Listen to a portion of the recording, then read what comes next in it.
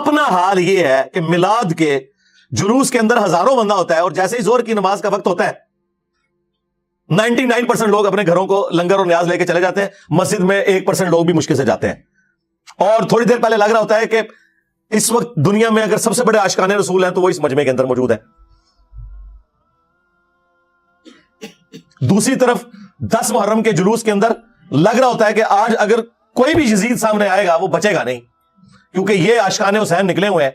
اور جیسے ہی زہر اور عصر کی نماز کا وقت ہوتا ہے اور وہ ان جلوسوں کے دوران ظہرین کی نماز پڑھاتے ہیں نا, تو 99% لوگ سائڈ پہ ہو جاتے ہیں, ساڑھے کپڑے پلیت نے, پلیت دو کپڑے پلیت رہے, مسلمان اور کپڑے پلیت, اور چند لوگ آپ کو نماز پڑھتے ہوئے نظر آئیں گے. یہ پریکٹیکلی مسلمانوں کی حالت ہے. اور ان مسلمانوں کو قرآن کو آگ لگانے کے اوپر غصہ آ جاتا ہے, بہت اچھی بات ہے, لیکن قرآن کو آگ تو آپ لوگوں نے پریکٹیکلی لگا دی ہوئی ہے, قرآن کی کسی بات کے اوپر عمل نہیں کر رہے. یہ قرآن کا حکم تھا نا, سورہ روم آیت نمبر 31, وَأَقِيمُوا الصَّلَاةَ وَلَا تَكُونُوا مِنَ الْمُشْرِكِينَ, دیکھنا نماز کو قائم کرنا, مشرک نہ ہو جانا. قرآن کو آگ تو مسلمانوں نے لگائی ہوئی ہے. قرآن چیخ چیخ کے کہہ رہا ہے کہ جو نماز نہیں پڑھتا وہ پاکستان کے شناختی کارڈ میں مسلمان ہے, اللہ کے ہاں وہ مسلمان نہیں ہے. صحیح مسلم میں یہ حدیث لکھی رہ گئی 246 کہ بندے کے کفر اور ایمان, شرک اور اسلام کے درمیان فرق کی نماز ہے. یہ حدیث مسلم میں ہی لکھی رہ گئی کہ ابن مسعود رضی اللہ تعالیٰ عنہ کہتے ہیں کہ جماعت کے ساتھ نماز پڑھنا یہ سنت خدا ہے, یہ تمہارے نبی کی وہ سنت ہے جو اللہ نے انہیں عطا کی, اگر اسے چھوڑ دو گے تو برباد ہو جاؤ گے. رسول اللہ کے زمانے میں اگر کوئی بیمار بھی ہوتا اور 2 بندوں کے سہارے مسجد میں آ کے نماز پڑھ سکتا تو اس کی کوشش ہوتی کہ میں مسجد میں جماعت سے نماز پڑھوں, کہیں مجھے منافق نہ شمار کر لیا جائے. جماعت چھوڑنے پر رسول اللہ کے زمانے میں سمجھا جاتا تھا صلی اللہ علیہ وآلہ وسلم کہ بندہ منافق ہے. صحابہ کرام کو, اہل بیت کو کب معلوم تھا کہ ایسی امت بھی آنے والی ہے جو آپ سے بڑا عشق رسول ہونے کا دعویٰ کرے گی اور نماز ایک نہیں پڑھے گی. تو وہ کہتے یار یہ تو بڑا آسان اسلام ہے. تو یہ حدیثیں تو مسلم شریف میں لکھی رہ گئی, پریکٹیکلی کس نے عمل کیا اس کے اوپر؟ یہ حدیث ترمذی میں لکھی رہ گئی کہ ہمارا اور منافقین کا عہد نماز کی بنیاد پہ ہے, جس نے نماز چھوڑی اس نے کفر کیا. ہاں, یہ صحابہ کرام علیہم رضوان کا فتویٰ ترمذی میں ہی رہ گیا. عبداللہ بن شقیق تابعی کہتے ہیں کہ صحابہ کرام علیہم رضوان تارک الصلاح کے سوا کسی کی تکفیر نہیں کرتے تھے, صرف بے نمازی کو وہ کافر سمجھتے تھے, باقیوں کو وہ تمام غلطیوں کے باوجود مسلمان تصور کرتے تھے. اندازہ کریں, یہ ترمذی میں لکھا رہ گیا جناب. ہاں,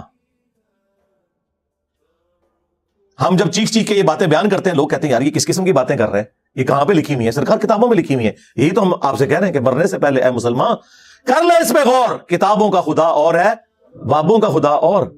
یہ حدیث ابو داؤد میں لکھی رہ گئی کہ بچہ جب 7 سال کا ہو جائے تو اسے نماز کا حکم دو, اور نہ پڑھے 10 سال کی عمر میں اسے سزا بھی دو, اور 10 سال کے بچوں کے بستر بھی الگ کر دو. یہ ابو داؤد میں لکھی رہ گئی حدیث. عمل کس نے کیا؟ یہ حدیث ابن ماجہ میں لکھی رہ گئی کہ نبی علیہ السلام نے فرمایا اے معاذ, اللہ کے ساتھ شرک نہ کرنا, خواہ تمہارے ٹکڑے ٹکڑے کر دیے جائیں, تمہیں قتل کر دیا جائے, سولی دے دیا جائے یا آگ میں زندہ جلا دیا جائے, شرک نہ کرنا. یہ پہلی نصیحت. اسی حدیث میں دوسری نصیحت, نماز نہ چھوڑنا. تمہارا اللہ کے ساتھ عہد نماز کی بنیاد پہ ہے, اگر تم نے نماز چھوڑ دی تو اللہ کا ذمہ اٹھ گیا تم سے. اور تیسری چیز فرمایا شراب نہ پینا, یہ تمام برائیوں کی جڑ ہے. تو یہ حدیثیں تو لکھی رہ گئی سرکار.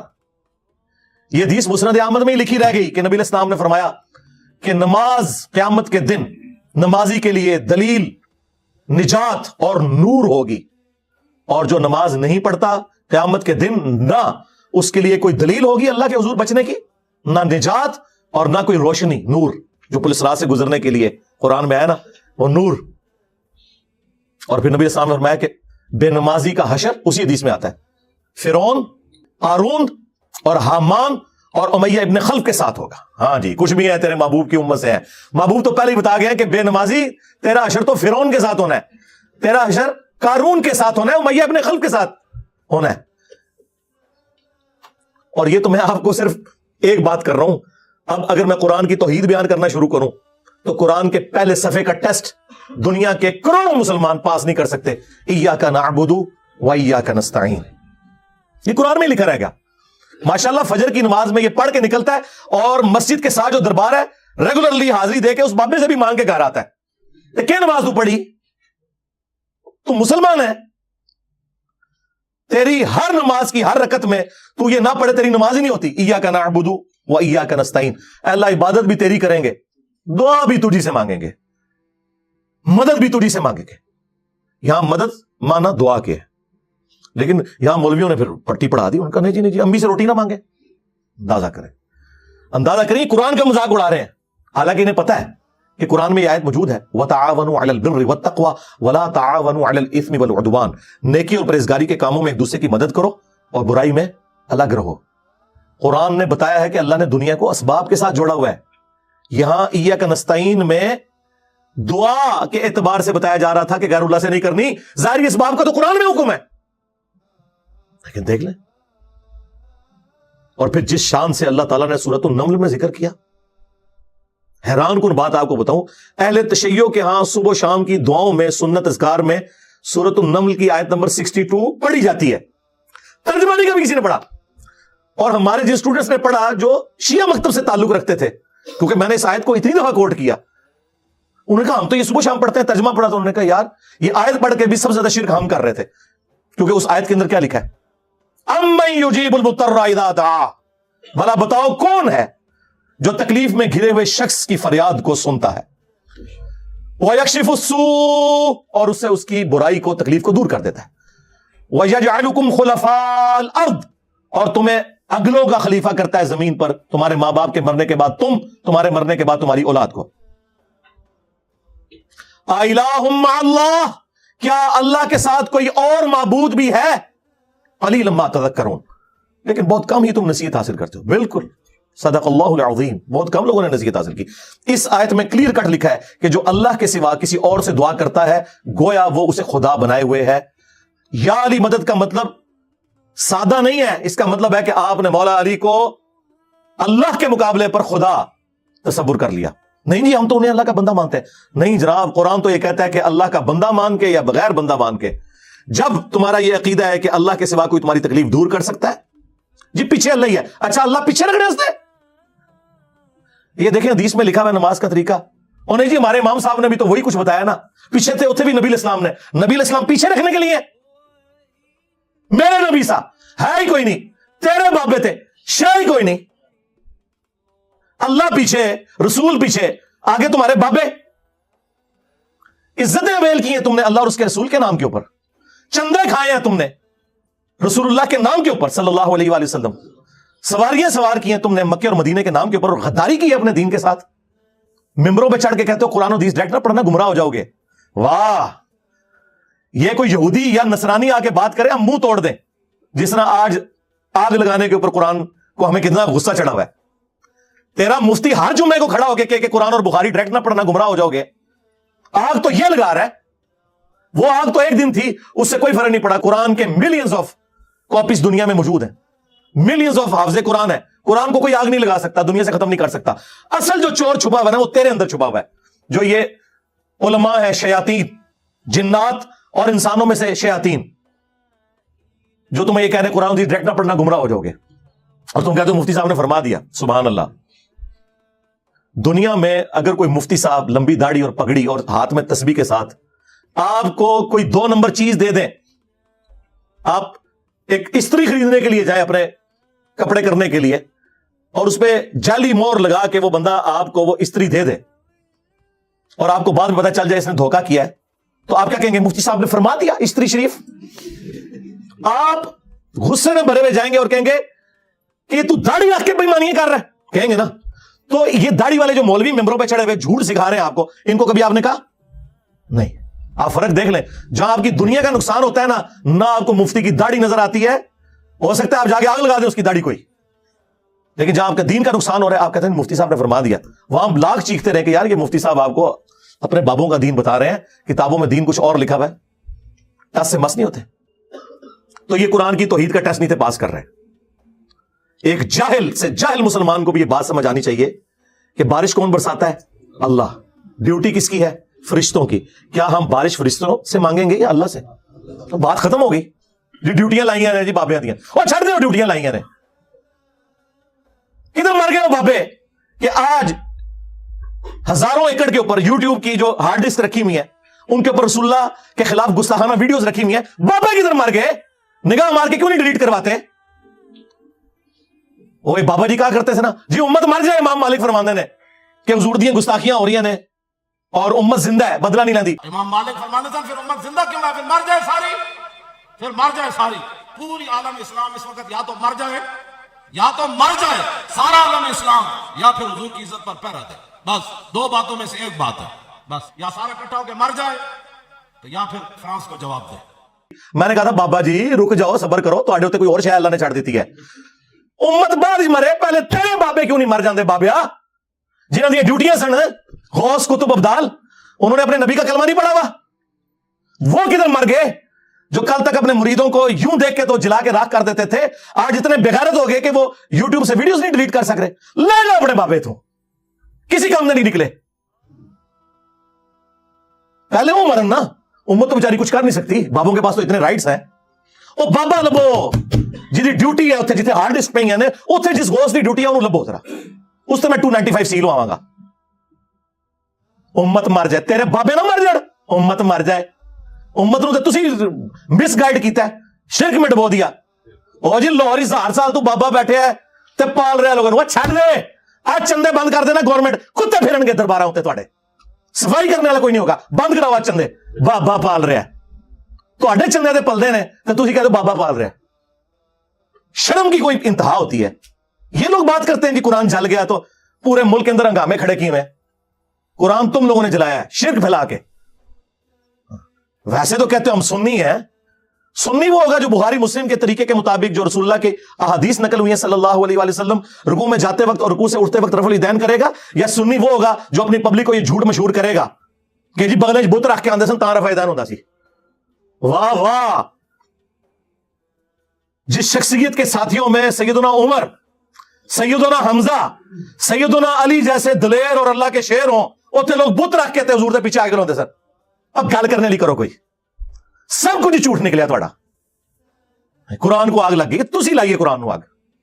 आप लोग दुश्मन है इस्लाम के, इससे बड़ी क्या दुश्मनी होगी? जो लोगों को कहता है कुरान सुनना जोड़ो, उसको कहते हैं जी ये लोगों को गुमराह कर रहा है, हमारे बुजुर्गों से हटा रहा है। जी बिल्कुल, एलानिया मैं कहता हूं कि मैं आपके बुजुर्गों से आपकी पब्लिक को हटा रहा हूं, इसलिए नहीं कि अपने साथ जोड़ूं, क्योंकि ना तो मेरी कोई चंदा बुक, ना मेरा कोई मदरसा, हाँ ना मेरी कोई मस्जिद, चंदे आपको दें, नमाजें आपके पीछे पढ़े। हम तोड़ रहे इसलिए नहीं है, आपके बुजुर्ग वैसे इसलिए तोड़ते थे कि किसी से तोड़ के अपने साथ जोड़े। असल में ना इन्होंने यही जुर्म किया, ये समझते हैं दूसरे भी यही कुछ करते हैं। बंदा खुद चोर है ना, दूसरे को ही समझता है। ये आप सही कह रहे हैं, ये ऐसे ही होता रहा है। लेकिन आज जो शख्स आप पे अल्लाह ताला ने मुसल्लत किया है ना, ये शख्स आपके बुजुर्गों से तोड़ के अपने साथ नहीं जोड़ रहा, ये उसके साथ जोड़ रहा है जिसकी कब्र मदीने में। सल्लल्लाहु अलैहि वसल्लम, सल्लु अला मुहम्मद व आलि मुहम्मद, अल्लाहुम्मा सल्लि अला मुहम्मद व अला आलि मुहम्मद। अन्नबिय्यु औला बिल मुमिनीन मिन अनफुसिहिम व अज़वाजुहु उम्महातुहुम। ये नबी मोमिनीन की जानों से बढ़ के उन पे हक रखते हैं, और नबी की बीवियां उम्मत की माएं हैं, और नबी उम्मत के रूहानी बाप। हम तो उस शख्सियत के साथ जोड़ रहे हैं। ये तनु अपना अब्बा नहीं लगता, वो तो बेचारे शुरू से बाबों के मुखालिफ है। मैं बाबा नहीं, और सारे तो पहले बाबियां दा मुखालिफ शैतान होया सी, ओ शैतान दे आप बचिया तू भी बाबे दा ही मुखालिफ है। और फिर निके निके टोटे चला के आप देखो मुझे क्या कहते हैं। मैंने कहा इब्तिदा इश्क है, होता है क्या? आगे आगे देख तेरे साथ होता है क्या? मैं कहा जरा बड़े बाबे दा मुनकर जो शैतान के आजकल के साडे बाबियां दा मुनकर ओ कौन है? इस वास्ते ये जो चूरन बेच रहे हैं इसका नहीं बिकेगा। वो जी मुझे दीन समझ आया है। मैं क्या बैठा बर्फ वाले कारखाने के बोल तो बाहर निकल है, नबी पाक ने कहता है पत्थर खाते मामा तू बाहर गया वाले बोलते नहीं निकलता, तेरे प्यो ने पत्थर खाने में और तेरे को चंदा के बाबा खाने मरीज में सीना। कमाल वाली बात है जनाब, ऐसे ही बक बकाना शुरू किया, बाहर निकल बोलते हैं। तू इस्लाम का काम नहीं करना, सही दीन फैला फिर है। चंद लोग आवारा ज़हन की उनकी तस्कीर का सबब हो, और तेरे तो पहलों भी एक करने लायक आया सी जिसां ओनू मुका छड़िया तेरे तू नहीं है वाला नहीं गल तू करेगा की? ओए अब्बा ला ब्याह करो, जेड़े दिन ते लब जाना तेरा मसला हल हो जाना, तेरे अब्बा ही नहीं लब्बण डे आ। अब्बा मुझे लब्बे है, तू लाली नहीं निकला, तूने अपना अब्बा छोड़ दिया। तुम्हारा अब्बा तो वो था जिसे कुरान में तुम्हारा अब्बा डिक्लेयर किया गया था, अन्नबिय्यु औला बिल मुमिनीन मिन अनफुसिहिम व अज़वाजुहुम उम्महातुहुम। किसी ने बगदाद में अपना अब्बा बना लिया, किसी ने अजमेर में बना लिया, किसी ने देवबंद में बना लिया, किसी ने बरेली में बना लिया। अब्बे तो तुम लोगों ने बदले हैं, अब्बा तो एक था। और तुम्हारे तो एक एक फिरके में कितने कितने अब्बे हैं। सुन्नियों में 5 बड़े अब्बे बना दिए तुमने, हनफी, शाफी, मालकी, हंबली और गैर मुकल्लिद के नाम के ऊपर। शिया में कितने अब्बे बना दिए, जैदिया, इस्ना अशरिया, इस्माइलिया। फिर सुन्नियों के, हनवियों के अंदर कितने अब्बे बना दिए, बरेलविया, देवबंदिया, हयातिया, ममातिया। अब्बे ने तुहाड़े नहीं पे, इतने अब्बे ने तुहाड़े के गिना नहीं जाते। अब्बा ही किसी अब्बा लब ले आया सी। हाँ, तुमने कुरान और सुन्नत के नाम के ऊपर इज्जतें वेल करके अपने बाबों की तालीमात लोगों को सिखाई।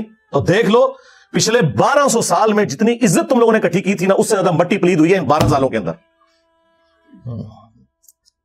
12 सदियां नहीं अल्लाह ताला ने ली है मट्टी पलीद करने के लिए, 12 सालों के अंदर आज तुम्हारे बाबों की मीम्स बन रही हैं। हाँ, कार्टून बन रहे हैं, छोटे छोटे बच्चे मजाक उड़ा रहे हैं। वो बच्चे जिनके अब्बे ये वाकया सुन के सुभान अल्लाह कहा करते थे, और बच्चे मजाक उड़ा रहे हैं। तो देख लो, ये जिल्लत और रुसवाई, ये हर उरूज को जवाल आता है। ये अल्लाह की सुन्नत है कि 300 साल की फिरौनों की हुकूमत एक ऐसे शख्स से गिरा दी कि जिसकी जुबान में भी लुकनत थी, जिसकी परवरिश भी उसी घर में हुई थी। कौन? मूसा बिन इमरान अलैहिस्सलाम। तो ये अल्लाह ताला ने चुनना होता है कि किसके जरिए अल्लाह ताला कौन सा काम करवा दे। और जी साढ़े बुजुर्गों ने 90 लाख कलमा पढ़ा, छड़ दो कलमा तो तुहानू भी नहीं सही तरीके नाल आंदा, तजवीज नाल, नमाज नहीं आती, तर्जमा नहीं आता।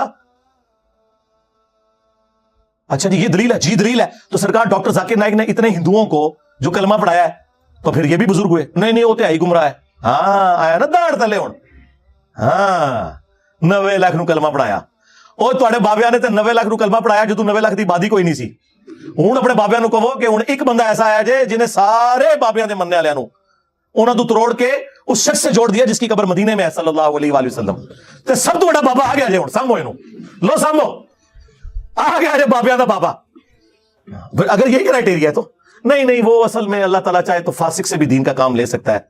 हाँ बिल्कुल, हमारा भी ये कीदा है कि बुखारी मुस्लिम में हदीस है कि फासिक से भी दीन का काम लिया जा सकता है। लिहाजा कोई धौंस न लगाए कि किसने किसको कलमा पढ़ाया। आज जर्मनी में कितने कादियानी हैं जो कलमा पढ़ा के गैर मुसलमानों को अपने जोम में मुसलमान कर रहे हैं, हालांकि वो मुसलमान नहीं, कादियानी कर रहे हैं।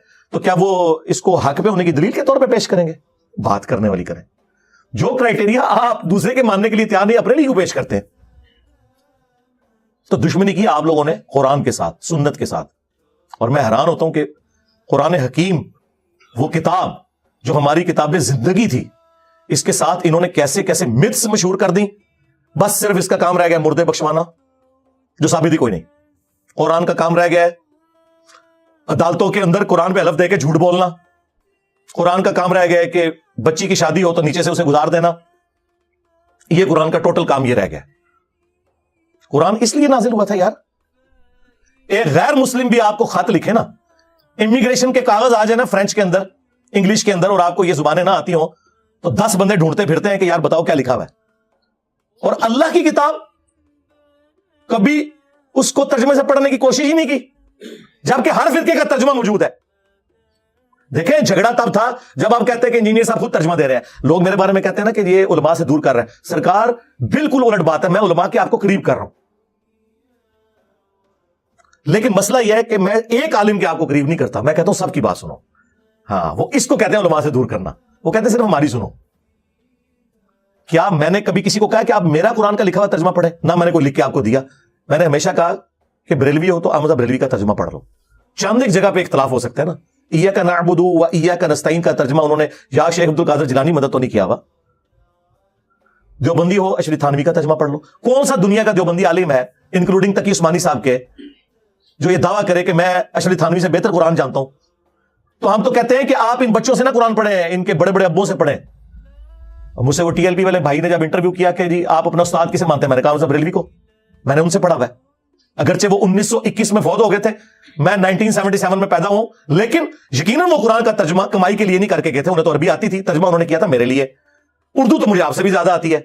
जिस तरह सहाबा किराम को लिखना पढ़ना नहीं आता था, लेकिन उनकी जुबान में कुरान नाजिल हुआ तो उन्हें डायरेक्ट समझ आता था। खैर मैंने तो बाद में अरबी भी सीख ली है, अरबी ना भी सीखूं या कोई ना भी सीखे, उर्दू जुबान में जब कर दिया तो हम तो डायरेक्ट अहमद बरेलवी से तर्जमा पढ़ रहे हैं, हम डायरेक्ट अशरी थानवी से पढ़ रहे हैं, हम डायरेक्ट जूनागढ़ी से पढ़ रहे हैं, हम शिया के सैयद फरमानी शाह से तर्जमा पढ़ रहे हैं डायरेक्ट। तो शाही कोई नहीं। اور یہ آپ خود مانیں گے کہ آپ شاہی کوئی نہیں اپنے بڑے بابوں کے مقابلے پہ. تو یہ ترجمے انہوں نے کمائیوں کے لیے کیے تھے, یہ تو کوئی نہیں کہا کمائی کے لیے کیے, تو اس لیے کیے تھے کہ پبلک کو پتا چلے قرآن میں کیا لکھا ہوا ہے. وہ آپ پڑھنے نہیں دے رہے. ہمارے ایک شیعہ دوست ہیں عالم دین, ماشاءاللہ بہت اچھا کام کر رہے ہیں.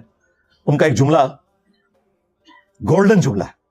انہوں نے کہا کہ آج کوئی غیر مسلم آ کے آپ سے یہ کہے کہ میں مسلمان ہونا چاہتا ہوں یا ابھی ہوا ہوں, مجھے بتائیں میں نے اسلام کو اسٹڈی کرنا ہے کہ اسلام کی مجھ سے کیا ریکوائرمنٹ ہے, میرا خدا مجھ سے کیا چاہتا ہے, میرا اللہ مجھ سے کیا ڈیمانڈ کرتا ہے, تو آپ اسے کون سی کتاب پڑھنے کے لیے دیں گے؟ تو ساروں کا جواب یہ ہوگا کہ قرآن پڑھنے کے لیے دیں گے. اور آگے سے وہ گورا یہ پوچھ لے کہ بھائی آپ نے بھی اسی قرآن کو پڑھ کے اپنے عقیدے سے کیے تھے؟ ہاں, تو منہ اڑ کے بیٹھو گے. اس کا جواب یہ نہیں ہوگا کہ میں نے, میرے پرکھے جو بھی کسی نے نہیں قرآن ترجمے نال پڑھا ایسی, اللہ کے فضل نال جدو انہوں نے کلمہ پڑھا ہوں تک کسی نے قرآن ترجمے نال نہیں پڑھا. اسی وجہ میں آپ کو بتا دیتا ہوں, قرآن کا ترجمہ بمشکل 200-250 سال پہلے کیا شاہ ولی اللہ دہلوی نے فارسی میں, اور اس وقت بھی کوئی پرنٹنگ پریس وغیرہ نہیں تھے, وہ چند لوگوں تک ہی پہنچا. ایکچولی اگر آپ دیکھیں تو ان 15-20 سالوں میں زیادہ ہوا ہے کہ سافٹ ویئر بنے عام بندوں کے ہاتھ میں ہے, ورنہ ترجمہ قرآن تو آپ کو مسجدوں میں نہیں ملتا تھا. وہ حافظ قرآن نے نہ ترجمہ پڑھا ہو تو اور کس نے پڑھنا ہے؟ حافظ بن کے نکلتے ہیں, حافظ نہیں حافظ. انہوں نے نہیں قرآن ترجمے سے پڑھا ہوا, اور کس نے پڑھنا ہے؟ اور جس کے ماں باپ نے امید لگائی ہے کہ سانو لے جانا ہے کتنے جتنے آپ جانا سی, ہاں تراویح کے دنوں میں تھوڑی تھوڑی داڑھی بڑھا لیں گے, جس نے جناب عید آئے گی تو او بھائی دے داڑھی, اور کس لیے؟ پیسے کمانے کے لیے. مفت کون بڑھا دے تراویاں, ٹھیکے تو ہوں نے. ہاں, یہ قرآن کے ساتھ آپ لوگ کر رہے ہیں. اور قرآن کیا کہہ رہا ہے؟ وَأُوحِيَ إِلَيَّ هَذَا الْقُرْآنُ لِأُنذِرَكُم بِهِ وَمَن بَلَغَ. اے نبی تم فرماؤ قرآن مجھے اللہ نے اس لیے وحی کیا تاکہ اس قرآن کے ذریعے میں تمہیں بھی تبلیغ کر دوں, اور جس تک یہ قرآن پہنچ جائے اس قرآن کے ذریعے تبلیغ کرے. قرآن تو یہ کہہ رہا ہے, قرآن تو کہہ رہا ہے وَلَقَدْ يَسَّرْنَا الْقُرْآنَ لِلذِّكْرِ فَهَلْ مِن مُدَّكِرٍ. ہم نے قرآن کو سمجھنے کے لیے آسان کر دیا, ہے کوئی نصیحت حاصل کرنے والا؟ قرآن تو یہ کہہ رہا ہے. قرآن تو کہہ رہا ہے فذکر بالقرآن من یخاف وعید. اے نبی قرآن کے ذریعے تبلیغ کریں ہر اس شخص کو جو اللہ کی دھمکی سے ڈرتا ہے. قرآن تو یہ کہہ رہا ہے. قرآن تو سورہ صاد میں کہہ رہا ہے کہ قرآن ہم نے اس لیے نازل کیا کہ اس سے لوگ نصیحت حاصل کریں, اس کی آیات میں تدبر کریں, اور عقل مند لوگ اس سے نصیحت حاصل کریں. لیکن آپ لوگوں نے کیا کہا کہ قرآن کس لیے نازل ہوا ہے؟ مردے بخشوانے کے لیے. ہمارے محبوب صلی اللہ علیہ وسلم کی پوری زندگی سینٹرڈ اراؤنڈ قرآن ہے. آپ کا انسٹرومنٹ آف دعوت قرآن ہے. وَأُوحِيَ إِلَيَّ هَذَا الْقُرْآنُ لِأُنذِرَكُم بِهِ وَمَن بَلَغَ. اے نبی تم فرماؤ قرآن مجھے اس لیے وحی کیا گیا تاکہ اس قرآن کے ذریعے میں تم تک بات پہنچاؤں جس تک بھی پہنچے. اور وہ دیکھیں کیسی پہنچائی ہے. صحیح مسلم میں یہ حدیث